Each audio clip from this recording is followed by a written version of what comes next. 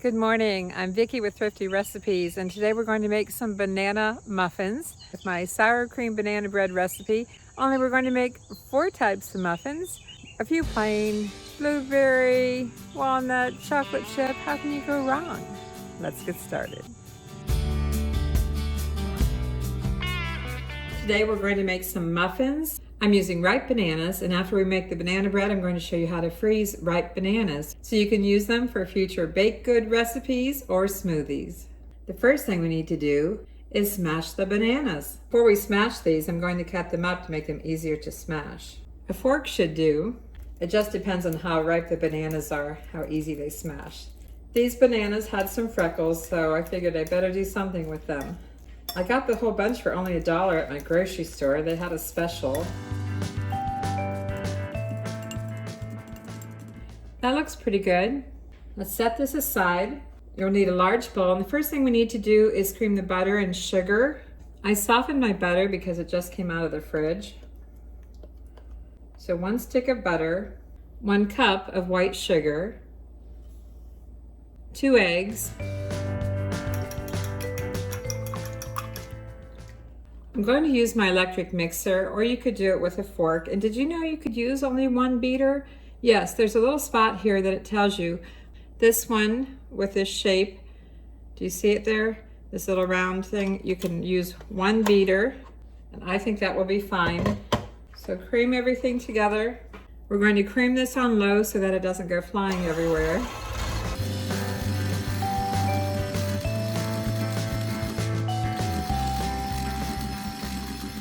That looks good, and we only have 1 beater to clean. Next, add 1 teaspoon of vanilla. And this is my sour cream banana bread, so we're adding 1/2 cup of sour cream. Stir the sour cream and vanilla into the egg and butter. Set that aside. I have 1½ cups of flour, just white flour. I'm adding 1 teaspoon of baking soda and 1 teaspoon of salt. And just give this a little stir. Gradually add the dry ingredients to the wet ingredients and just fold everything in.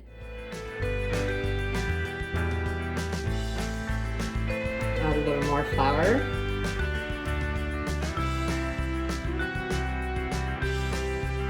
And then add the rest of the dry ingredients. Just try to make sure there's no lumps of flour.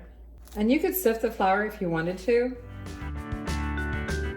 Next, fold in the bananas, smashed bananas.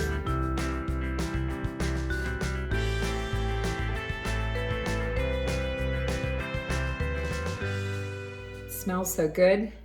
When you think you have everything mixed in pretty good, just stop. I am making square muffins today. Have you ever made square muffins?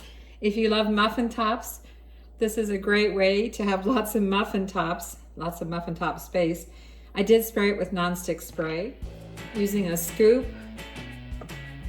or a spoon, however you want to fill these. I just happen to like to use a scoop. This scoop might be a little bit big.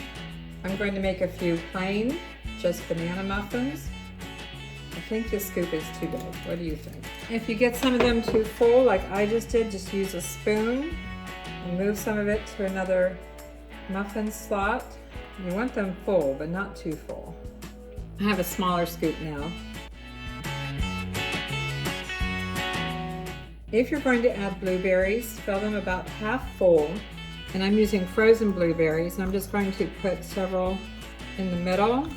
I didn't have a lot of blueberries left. I thought I had more, but if you're making blueberry muffins, you can just use frozen blueberries and put some in the middle. Top them off a little bit. And to make sure that you know that they're blueberry, just put 1 blueberry in the very top of each one.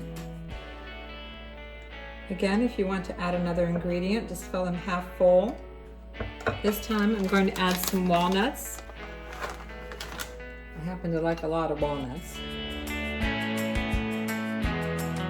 Add a little more batter.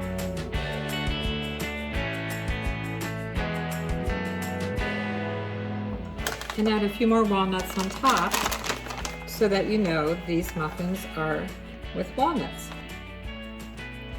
Mark likes his banana muffin with chocolate chips. So fill the muffin pan half full with a banana muffin mix. Add some chocolate chips. These are just semi-sweet. And top it off with the rest of the batter. And to make sure that I know these have chocolate chips, I'll just add a few more on top. The sour cream banana bread recipe makes one nice size loaf of banana bread or 12 really nice size square or round muffins. For the muffins, I'm going to bake these at 350 degrees and set the timer for 20 to 25 minutes and then check them to see if they're done in the center. Next, we're going to prep these bananas to put in the freezer. I did wash them first. I separated them and washed them. I'm just going to put all the banana peels on a paper plate. Do you know you're not really supposed to peel the banana from this end? If you peel it from this end, you have a little handle for the banana. Whoops, these are ripe. That's funny. Pull all those threads off. And I'm just going to cut them in about 1-inch pieces.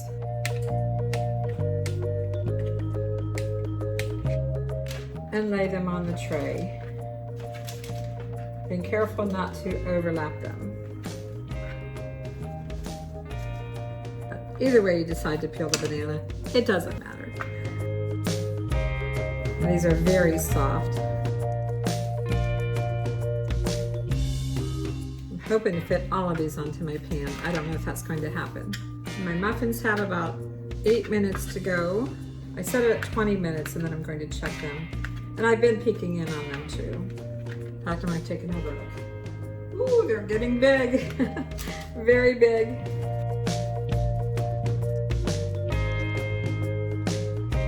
Of course, cut away any bruises and dark spots. I think this pan is bigger than what I needed. Obviously, I can see that now, but wasn't sure. I decided to cut them bigger than I originally thought I would. The main thing is they're not going to go bad. Now, when it comes time to use these, take them out of your freezer and put them in the refrigerator. Do not set them on your counter. They will turn brown within an hour to 2 hours. You want to keep them in the fridge and use them right away. I only needed half of the sheet pan. I might actually move these to a smaller sheet pan or just pop them in the freezer. I think I have room right now. They're looking good. Let's see where they are at 20 minutes. So you can see they're different sizes. And I want to be very careful. It's got a lot of weight to it, these muffins. Be careful, they are hot. And I'm just going to use a cake tester. The blueberries look a little soft in the middle. That's the plain. The blueberry still has a little bit of wetness in the middle. The walnut, not so much. Chocolate chip got pretty big. I guess I wasn't very even today, but this is the challenging part now. I'm going to have to put these back in just for a little bit for the blueberry. So I think I'm going to put a layer of foil over top everything. I'm going to go a few more minutes. I said 20 to 25 minutes on 350. It took 20 minutes for 3 of them, the chocolate chip, the walnut, and the plain. It took the extra few minutes for the blueberry, but everything looks really good. I'm setting this on a cooling rack for at least a half hour, and then I'll flip this over and release the muffins. And then I'll show you how I package them for freezing. But I might have to have one now. They look so good. Smell good too. Time to see if we can get these muffins out of here. It's been a half hour. And I know you might think that I'm taking a chance. You know what? Sometimes I do take a chance. I'm trying to use an extra cutting board. Give it a shake. It's all about how well I grease them. I guess I didn't do very good. These are so full that I'm trying to loosen them a little bit before I turn it over. You can see I tried once already. There's some chocolate on here. Give it a good shake. I still have some stock. Whoa! Most of them came out pretty good, but of course there's always a few, right? Get these turned up. We had one blowout. I'll eat that one first. As you can see, they're nice and golden brown. We've got the chocolate chip, 3 with walnut, 3 with blueberries, and 3 plain. And as I said, I'm gonna eat that one first. It's always gotta be one in the bunch. It's time to wrap these up so I can put them in the freezer. And I just use some plastic wrap.